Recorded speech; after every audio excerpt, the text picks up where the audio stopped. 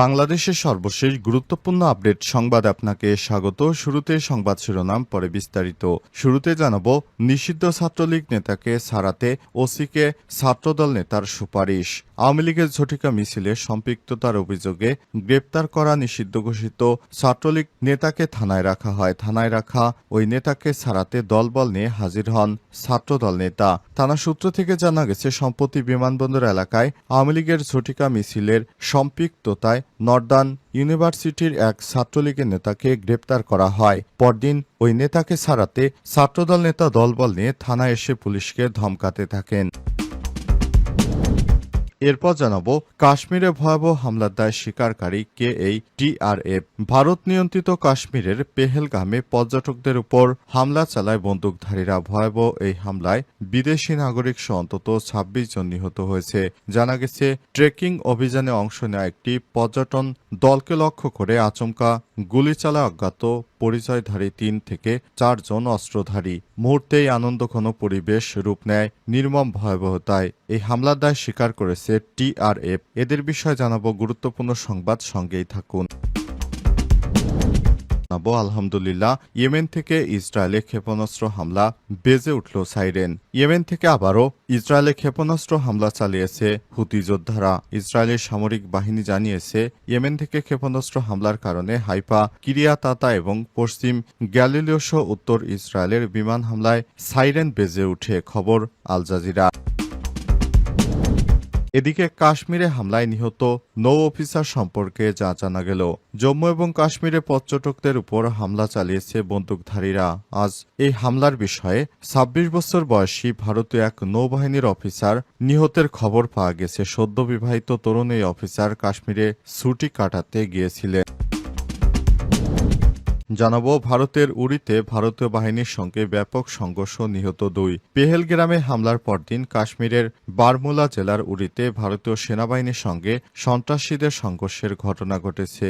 এই অঞ্চলটিতে অনুপ্রবেশের চেষ্টা করলে সন্ত্রাসীদের সঙ্গে এই সংঘর্ষ শুরু হয়। সময় ২ জন অনুপ্রবেশকারী নিহত হয়। খবর দ্য হিন্দুস্তান টাইমসের। প্রিয় দর্শক, এতক্ষণ শুনছিলেন সংবাদ শিরোনামে, এবারে বিস্তারিত।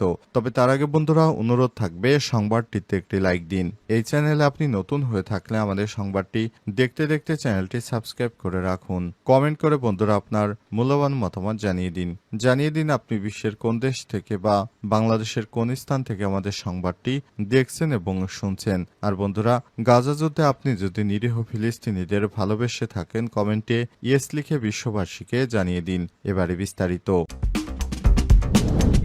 কাশ্মীরে ভয়াবহ হামলার দায় স্বীকার কে এই টিআরএফ। ভারত নিয়ন্ত্রিত কাশ্মীরে পেহেলগামে পর্যটকদের উপর মঙ্গলবার ২২ এপ্রিল হামলা ঘটনায় ভয়াবহ এই হামলায় বিদেশি নাগরিক সহ অন্তত ২৬ জন নিহত হয়েছে। জানা গেছে, ট্রেকিং অভিযানের অংশ নেওয়া একটি পর্যটক দলকে লক্ষ্য করে আচমকা গুলি চালায় অজ্ঞাত পরিচয়ধারী ৩ থেকে ৪ জন অস্ত্রধারী। মুহূর্তেই আনন্দঘন পরিবেশ রূপ নেয় ভয়াবহ সহিংসতায়। ভারতের সংবাদ মাধ্যম বলছে, নৃশংস এই হামলার দায় স্বীকার করেছে স্থানীয় বিচ্ছিন্নতাবাদী সংগঠন দ্য রেজিস্ট্যান্স ফ্রন্ট বা টিআরএফ। দেশটির সন্ত্রাসী সংগঠন হিসেবে পরিচিত গোষ্ঠীটি ২০১৯ সালে কার্যক্রম চালু করে। ওই বছরই মোদী সরকার সংবিধান থেকে ৩৭০ অনুচ্ছেদ বাতিল করেছিল। দেশটির গণমাধ্যমে হামলাকারীদের একটি ছবি প্রকাশ করা হয়েছে। এটিকে কোনো হামলাকারীর ছবি বলেও উল্লেখ করা হচ্ছে। তবে ছবিতে অস্ত্রধারী সামনের দিকে দেখা না যায়, তার মুখ এখনো বোঝা যায়নি। তার হাতে ছিল একটি AK-47 রাইফেল। মঙ্গলবার দুপুর ২:৩০টার দিকে মিনি সুইজারল্যান্ড নামে খ্যাত পরিচিত বাইসারান তৃণভূমিতে ওই বন্দুকধারীরা কয়েকজন হামলায় অংশগ্রহণ করে। টিআরএফ এর উৎপত্তি এবং কার্যক্রম। দ্য রেজিস্ট্যান্স ফ্রন্ট বা টিআরএফ জম্মু কাশ্মীর ভিত্তিক একটি সশস্ত্র সংগঠন, যা মূলত ভারতীয় সরকারের বিরুদ্ধে সশস্ত্র বিদ্রোহ করে থাকে। এই সংগঠনটি নিষিদ্ধ ঘোষিত সংগঠন লস্কর-ই-তৈয়বার এর একটি অংশ হিসেবে পরিচিত, যা পাকিস্তান থেকে তাদের কার্যক্রম পরিচালনা করে থাকে। ২০২০ সাল থেকে জম্মু ও কাশ্মীরের বিভিন্ন এলাকায় হামলার দায় স্বীকার করে আসছে টিআরএফ। বিশেষ করে পাকিস্তান ভিত্তিক লস্কর-ই-তৈয়বার পাশাপাশি জইশ-ই-মোহাম্মদ, হিজবুল মুজাহিদিন সহ বিভিন্ন গোষ্ঠীর হয়ে টিআরএফ কাজ করে বলে অভিযোগ রয়েছে। নিষিদ্ধ ছাত্রলীগ নেতাকে ছাড়াতে ওসিকে ছাত্রদল নেতার সুপারিশ। আওয়ামী লীগের ঝটিকা মিছিল থেকে নিষিদ্ধ ছাত্রলীগের নেতাকে গ্রেপ্তারের অভিযোগে এক নেতাকে গ্রেপ্তারের পর তাকে ছাড়াতে থানায় এসে হাজির হয় ছাত্রদল নেতা। থানায় রাখা হয় ওই আওয়ামী লীগের নেতাকে। এর মধ্যে ছাত্রলীগ নেতাকে ছাড়াতে থানার ওসিকে ধমকাতে থাকে ছাত্রদল সভাপতি। ঘটনাটি রাজধানীর বিমানবন্দর থানা এলাকায়। ছাত্রলীগ নেতাকে ছাড়ানোর জন্য ওসিকে ফোন দেওয়ার বিষয়টি অকপটে স্বীকার করেছেন বিমানবন্দর থানা ছাত্রদল সভাপতি রিপন। তবে গ্রেপ্তার হওয়া ব্যক্তি ছাত্রলীগ করত বলে জানতেন না তিনি। গ্রেপ্তার হওয়া রাকিবুল ইসলাম নর্দার্ন বিশ্ববিদ্যালয় ছাত্রলীগের সাংগঠনিক সম্পাদক পদে রয়েছেন বলে জানা গেছে। থানা সূত্র থেকে জানা গেছে, সম্প্রতি বিমানবন্দর এলাকায় আওয়ামী লীগের ঝটিকা মিছিলে সম্পৃক্ততার অভিযোগে গতরাতে রকিবুলকে গ্রেপ্তার করে বিমানবন্দর থানা পুলিশ। এরপর তাকে ছাড়ার জন্য ওসিকে ফোন দেন রিপন। এমনকি ওই ছাত্রলীগ নেতাকে ছাড়িয়ে নিতে স্থানীয় ছাত্রদল কয়েকজন কর্মীকেও থানায় পাঠান তিনি। এ বিষয়ে বিমানবন্দর থানার ওসি তসলিমা আক্তারের ব্যবহৃত মোবাইল নম্বরে একাধিকবার ফোন দেওয়া হলেও তিনি রিসিভ করেননি। বিষয়টি স্পষ্ট করে আরও জানা যায়নি। কাশ্মীরে হামলায় নিহত নৌ অফিসার সম্পর্কে যা জানা গেল। জম্মু এবং কাশ্মীরে পর্যটকদের উপর ভয়াবহ হামলা চালিয়েছে বন্দুকধারীরা। আজ বিকেলে কাশ্মীরের পেহেলগামে এই হামলার ঘটনা ঘটে। এতে ২৬ বছর বয়সী ভারতীয় নৌবাহিনীর এক অফিসার সহ অন্তত ২৬ জন নিহত হয়েছে। সদস্য বরাত দিয়ে জানানো হয়েছে, সদ্যবিবাহিত তরুণ অফিসার কাশ্মীরে ছুটি কাটাতে গিয়েছিলেন। ভারতীয় নৌবাহিনীর অফিসার লেফটেন্যান্ট বিনয় নারওয়াল হরিয়ানার কার্নালের বাসিন্দা।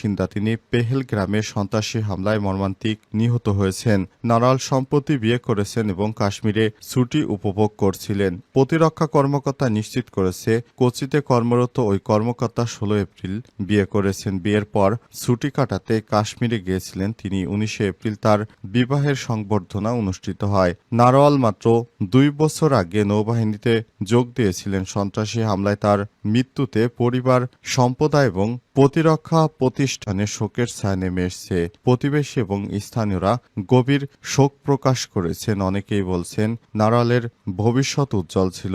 গণমাধ্যমে তার এক প্রতিবেশী নরেশ বনশাল বলেছেন, ৪ দিন আগে তার বিয়ে হয়েছিল। সবাই খুব খুশি ছিল। হঠাৎ আমরা খবর পেলাম যে বন্দুকধারীরা তাকে হত্যা করেছে এবং ঘটনাস্থলেই তার মৃত্যু হয়েছে। মঙ্গলবার অনন্তনাগ জেলার পহেলগামে এই হামলার ঘটনা ঘটে। এলাকায় পর্যটকদের লক্ষ্য করে চালানো এই হামলায় দেশজুড়ে ব্যাপক ক্ষোভের জন্ম দিয়েছে। বেশ কয়েকজন রাজনৈতিক নেতা এই হামলার নিন্দা জানিয়েছে। হামলার প্রতিবাদে জম্মু এবং কাশ্মীরের বাসিন্দারা রাজ্যের বিভিন্ন স্থানে মোমবাতি মিছিলে অংশগ্রহণ করেছে। এছাড়াও বারামুল্লা, শ্রীনগর, পূর্ব এবং কুপওয়ার স্থানীয়রা বিক্ষোভ করেছে।